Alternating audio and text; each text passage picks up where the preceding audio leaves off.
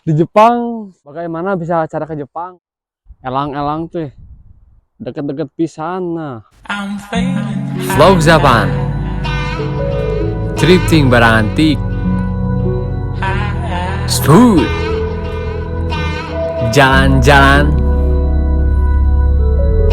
mencari kebahagiaan, keindahan, keunikan, kemewahan.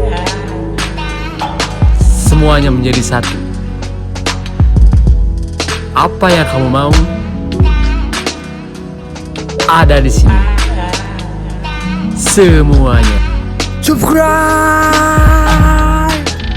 Assalamualaikum warahmatullahi wabarakatuh.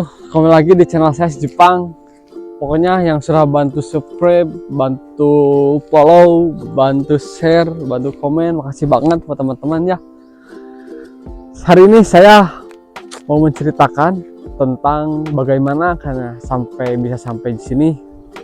Jadi awalnya itu saya dari SMP kelas 3, saya cita-cita habis lulus ini mau kemana, ke Jepang katanya. Tapi kan ada SMK dulu kan, SMK 1 tahun 2 tahun 3 tahun terlewati, saya langsung lewat ke LPK yang dekat di rumah saya nih. Ada namanya itu LPK Putra Maju, dia itu negeri. Tapi setiap kalau masuk ke LPK itu harus botak dulu, rambut harus botak dulu ya, harus botak, harus bersih, harus rapi, pakaian hitam putih. Terus pas masuk LPK pertama, kita belajar bahasa Jepangnya ada dari awal dulu, hiragana, katakana ya. Kalau kita tidak bisa hiragana, katakana, nggak bisa bahasa Jepang, bro. Terus udah bisa bahasa Jepang, itu belajar dari bab 1 sampai bab 25 aja bahasa Jepang tuh. Terus rekrutnya itu 3 bulanan rekrut. Rekrutnya tuh ada tahapnya, ada tes matematika, ada tes wawancara, sama tes fisik. Tapi yang berat tuh tes fisik, bro. Tes fisik itu ada push up, ada sit up, ada tes lari. Nah, habis itu beres, kita tuh nanti dipanggil. Kalau kita lolos, kita dipanggil tahap 1. Tahap 1-nya itu 2 bulan 10 hari. Di dalam tahap 1 itu dibentuk kayak semacam kelas A, kelas B gitulah. Terus ada tes ujian juga, ada tes bahasa. Kalau yang tes bahasanya yang gagal itu bisa dipulangin, bro. Makanya harus bisa bahasa Jepang yang bener, harus bisa bahasa Jepang yang bener, harus bisa jaga sikap yang penting. Kalau udah tahap 1 ya, udah tahap 1 beres, kita dikasih libur biasanya kalau nggak salah sekitar 1 bulan lah libur, tapi dikasih PR oleh si sensei-nya itu, kasih PR ya. Nah, habis tahap 1 beres, libur beres, masuk ke tahap 2.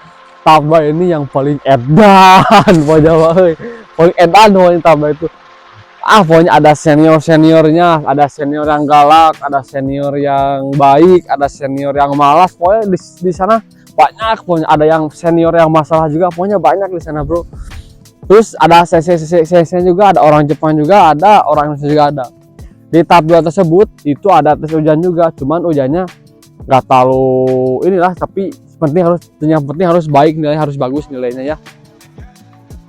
Di tahap 2 selama 2 bulan sehari, kalau kita udah lulus, terus kita berangkat. Udah berangkat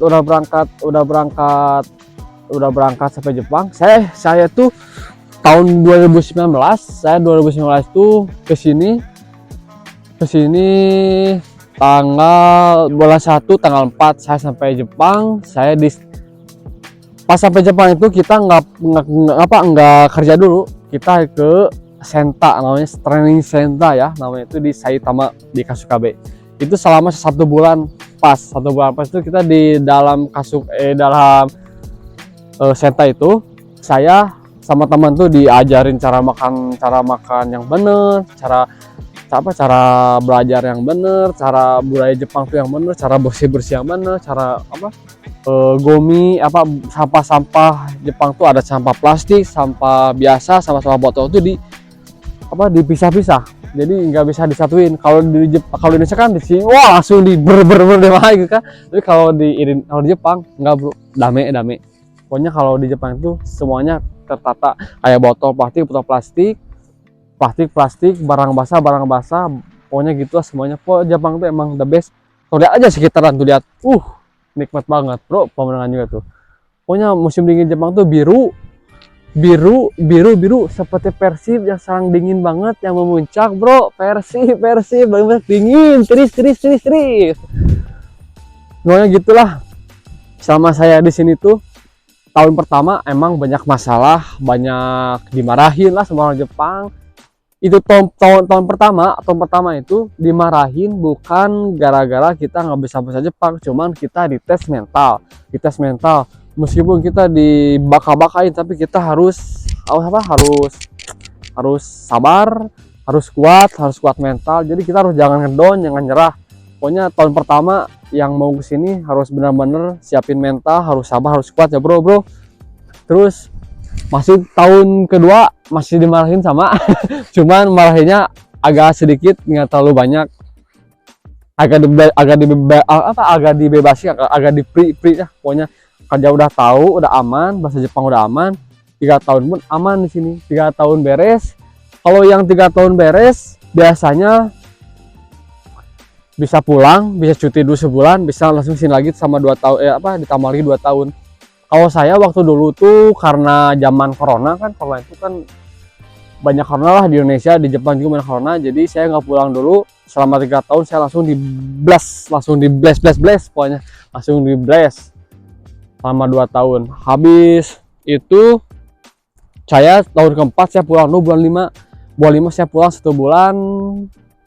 1 bulan pulang, nikmatin Indonesia, makanan Indonesia, pokoknya gitulah, makanan Indonesia.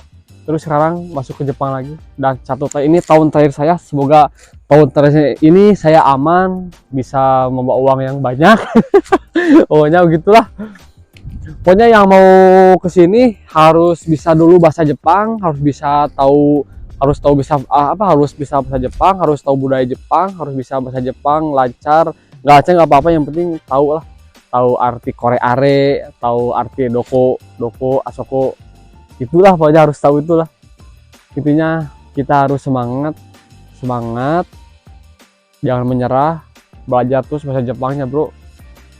Makasih ya semuanya yang udah nonton saya, yang udah bantu subscribe. Pokoknya mah yang nunggu konten saya, coba di komen lah ya bang, konten atau apa nanti bakal diturutin, insya Allah. Itu juga ya nggak janji nih, kalau misalkan ada waktu saya bakalan di kontenin ya.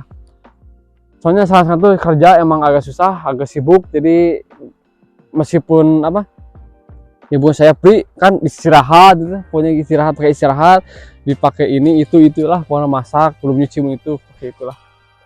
Gitu aja, segitu aja ya vlog saya hari ini.